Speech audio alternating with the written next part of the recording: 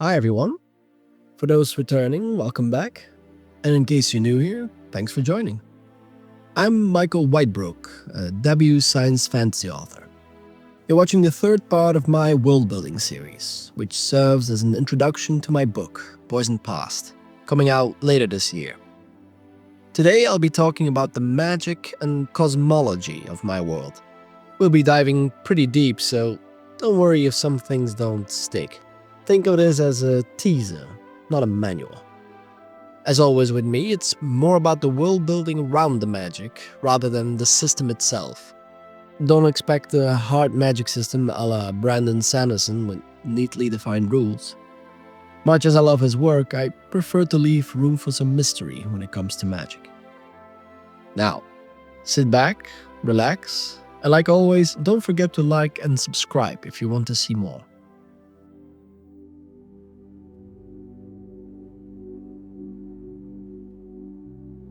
As I've said before, the universe of my novel mirrors our own in many ways, and its beginning was no different. A big bang, though this one came with a little extra. Not only did it scatter primal matter across the universe, it also fractured reality into 6 planes of raw elemental power. This event became known as the First Bloom, the cataclysmic flowering of a single godlike particle that unfurled into the 6 elemental planes of life, death, earth, fire, air, and water. Though these planes were torn apart, they still overlapped to form a new reality, simply referred to as creation. This is the stage where my stories unfold.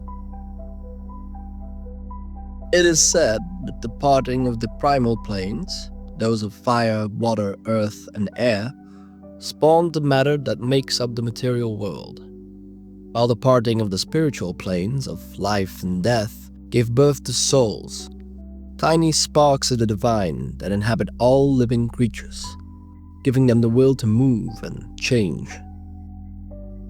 A rare few of these souls were anchored to the elemental planes, granting them access to their raw divine power.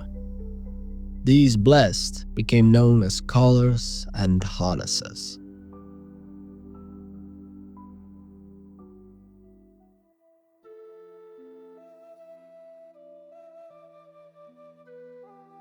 I'll start with the most recognizable magic users, the callers. On the surface, callers are your typical elemental mages, like the channelers from Wheel of Time or benders from Avatar.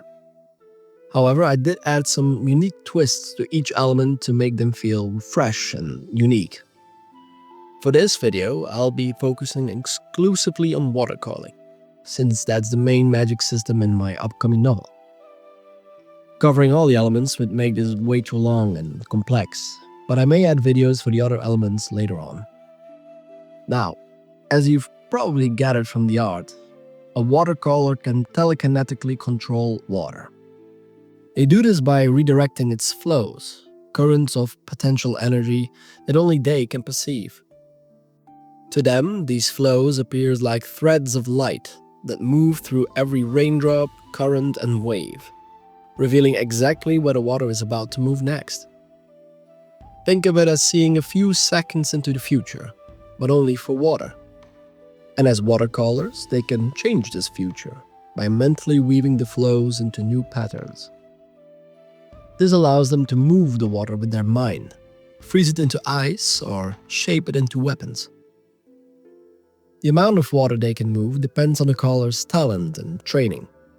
The same goes for other factors, like the sharpness of their eyes or the precision of their spells.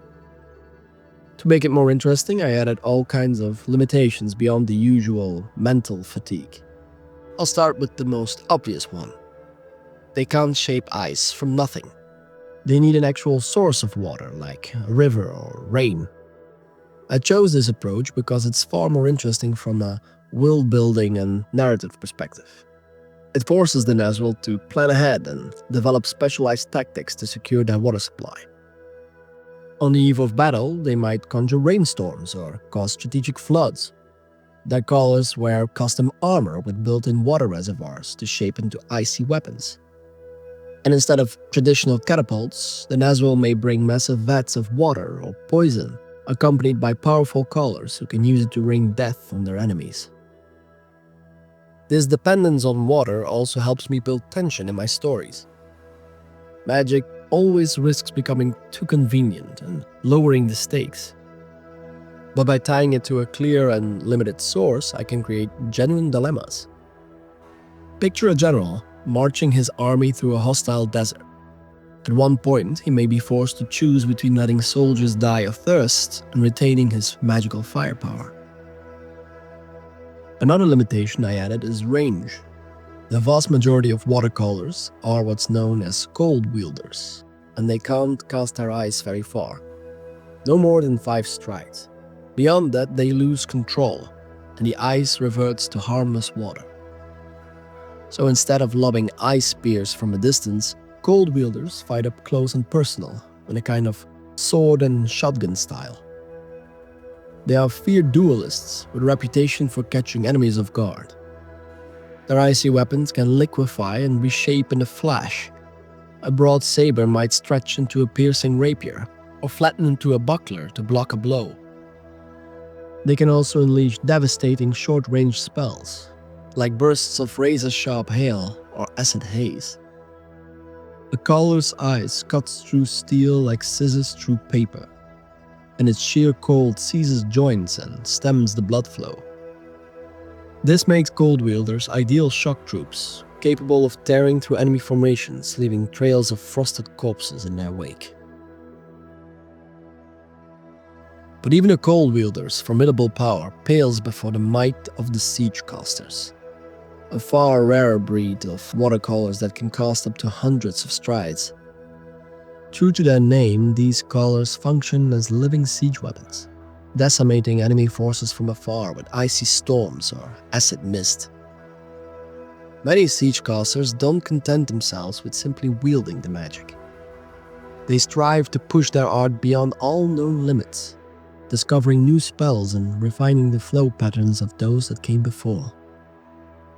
Theirs are the names that echo through history, their magical might all that stood between glorious victory and utter annihilation.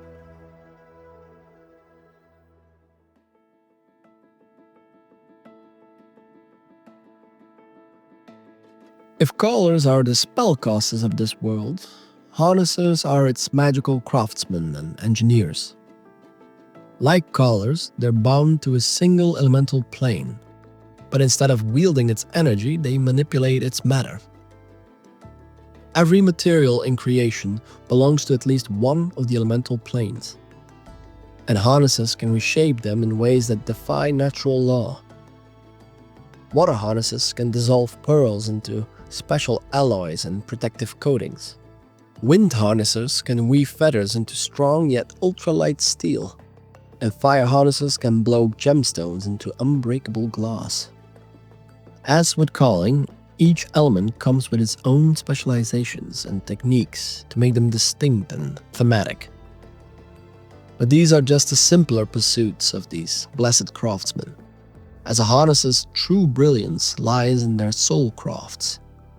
Through a process known as ensoulment, a harnesser can invest a piece of their soul into a handful of rare materials, creating arcane objects that can defy their element's reality. A simple example from my novel is a ship with a stormwood prow. This ensouled wood lets the ship carve through even the strongest of waves, allowing for unnaturally fast and smooth sailing. Like all ensoulments, it can be recognized by the subtle movement on the material's surface. In the case of stormwood, the grain of the wood shifts and swirls as if alive. Another example of an ensouled material is deep steel, a magical Damascus-like alloy known for its shifting folds. Unlike regular metal, deep steel experiences no drag from water, making it ideal for blades used in underwater combat, where swords are usually nothing more than dead weight. The big difference with calling is that ensoulment magic is permanent and doesn't require a harness's presence to work. But there is a catch. Since the magic is fueled by the harness's soul, They can only create so much, and the ensoulment only lasts as long as they're alive. Like all blessed, harnessers don't age, so natural death isn't a concern. However, their key role in infrastructure and warfare does paint a huge target on their back.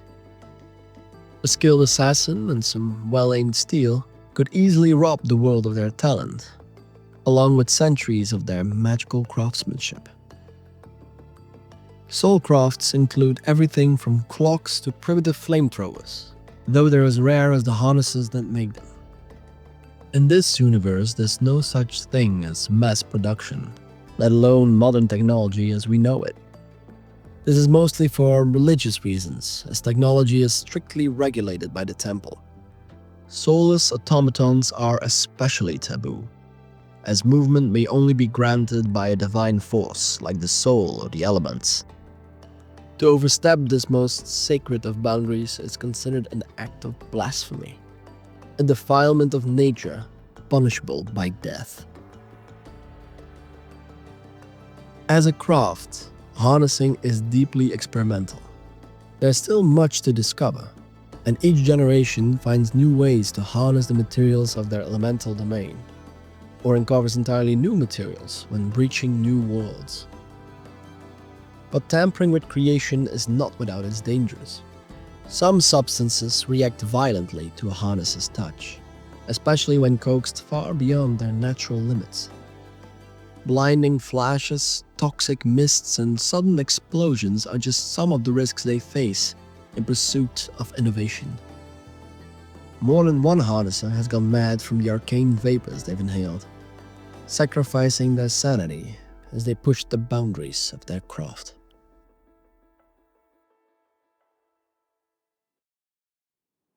And that's Vhar's magic in a nutshell. Thanks for tuning in.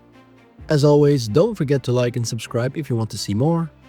Comments and feedback also greatly appreciated, as I really want to get better at this, and of course it also really helps with the algorithm. It'll probably be a while before the next video, as I really need to get on with finishing the book if I want to get it done before the end of the year. You can find the links to my website and newsletter in the description. Please consider signing up to be notified of the release date of Poison Past and the cover reveal. Cover was made by Jeff Brown, super talented artist who also made the special edition covers for Aragon and the Dragonbone chair. Check out his work, he's awesome. That's all from me. Thanks again for watching and take care.